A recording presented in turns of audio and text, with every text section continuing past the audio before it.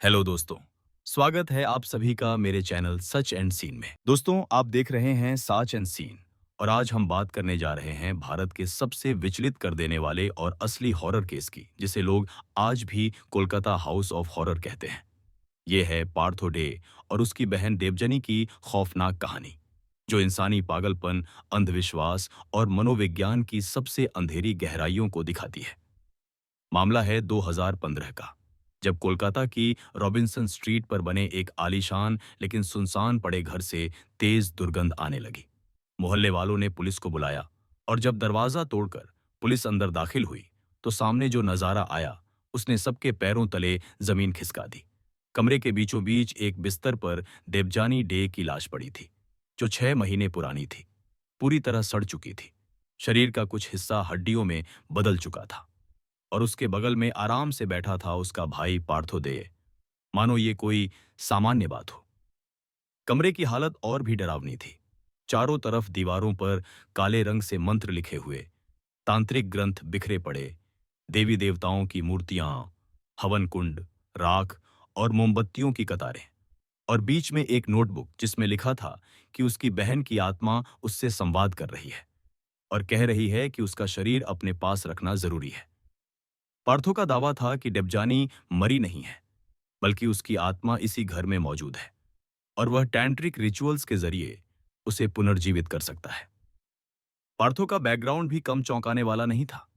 वह एक सामान्य पढ़ा लिखा लड़का था, जिसे बचपन से ही म्यूजिक और किताबों का शौक था। लेकिन धीरे धीरे वह ऑकल्ट साइंसेज और टांट्रा की तरफ खिंच गया।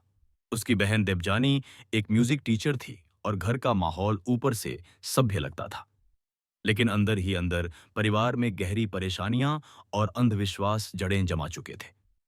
2014 में जब देवजानी को अचानक दिल का दौरा पड़ा और उसकी मौत हो गई, तो पार्थो ने डॉक्टर या अस्पताल से संपर्क करने की बजाय उसकी बॉडी को अपने कमरे में ही रख लिया।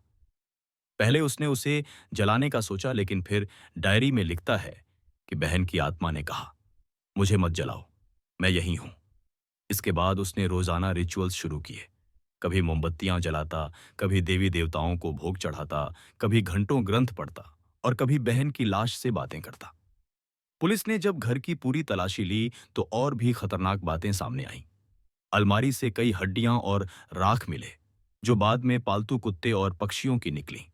यानी पार्थो अपने पालतू जानवरों को भी मरने के बाद दफन या जलाता नहीं था, बल्कि उनके शव और हड्डियां संभाल कर रिचुअल्स में इस्तेमाल करता था। कमरे से नीलावांटी ग्रंथ, टांट्रा बुक्स, ऑकल्ट डायग्राम्स और रहस्यमयी चिन्ह भी मिले। उसकी डायरी में साफ लिखा था कि वह सोल ट्रांसफर और रीबर्थ पर काम कर रहा है। लेकिन सवाल यह था कि इतने दिनों तक परिवार और रिश्तेदारों ने कुछ क्यों नहीं कहा। दरअसल पार्थो के पिता शिवेंद्रनाथ डे खुद भी इन बातों से अछूते नहीं थे। पत्नी की मौत के बाद वह डिप्रेशन और अंधविश्वास में डूब गए और बेटे की इन हरकतों को रोकने की बजाय चुपचाप देखते रहे। बाद में जब मामला और बिगड़ा, तो शिवेंद्रनाथ ने खुदकुशी कर ली। इसके बाद पार्थो और अकेला पड़ गया और पूरी तरह अपने भ्रम और पागलपन में डूब गया। जब पुलिस ने पार्थो से पूछताछ की, तो उसने बार बार यही कहा कि उसकी बहन उससे बात करती है और उसने कहा है कि वह फिर से लौटेगी। उसने साफ कहा कि मौत अंत नहीं है, मैं उसे वापस लाऊंगा। मनोचिकित्सकों ने जांच के बाद बताया कि पार्थो को स्किज़ोफ्रेनिया था और साथ ही ऑब्सेसिव कंपल्सिव डिसऑर्डर। वह कल्पनाओं और वास्तविकता के बीच फर्क नहीं कर पा रहा था। उसके लिए बहन की लाश महज शव नहीं थी, बल्कि जीवित उपस्थिति थी। मीडिया ने इस केस को उठाया तो पूरे देश में सनसनी मच गई। अखबारों ने इसे कोलकाता हाउस ऑफ हॉरर कहा। टीवी चैनल्स पर बहस छिड़ गई। क्या यह अंधविश्वास का मामला था या मानसिक बीमारी का? समाज दो हिस्सों में बंट गया। कुछ लोग इसे टांट्रा गॉन रॉन्ग मानते थे, तो कुछ इसे मेंटल हेल्थ अवेयरनेस की पुकार मानते थे। अदालत ने जांच के बाद साफ कहा कि यह मामला मनोवैज्ञानिक बीमारी और अंधविश्वास के खतरनाक मिश्रण का उदाहरण है। पार्थो को मनोचिकित्सक अस्पताल भेजा गया, लेकिन वहां भी वह अपने विचारों से बाहर नहीं आया। आखिरकार 2017 में पार्थो ने आत्महत्या कर ली और इस विचलित कर देने वाले केस का आखिरी अध्याय भी खत्म हो गया। आज भी रॉबिन्सन स्ट्रीट का वो घर बदनाम है।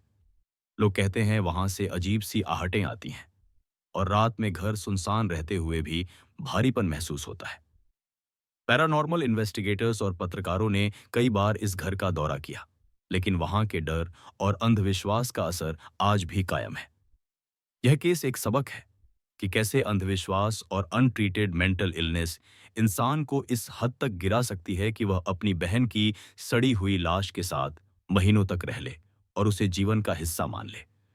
दोस्तों, ये थी कोलकाता हाउस ऑफ हॉरर की पूरी सच्ची कहानी, जिसमें हमने पार्थो डे की जिंदगी, उसकी बहन की मौत, रिचुअल्स, डायरी, पुलिस की जांच, पिता की आत्महत्या, मीडिया ट्रायल और आखिरकार पार्थो की खुदकुशी तक हर पहलू को आपके सामने रखा। अगर आपको हमारी ये डिटेल्ड प्रस्तुति पसंद आई हो, तो सेच एंड सीन चैनल को जरूर सब्सक्राइब करें, क्योंकि हम आपको इसी तरह की असली, रहस्यमयी और खौफनाक कहानियां सुनाते रहेंगे।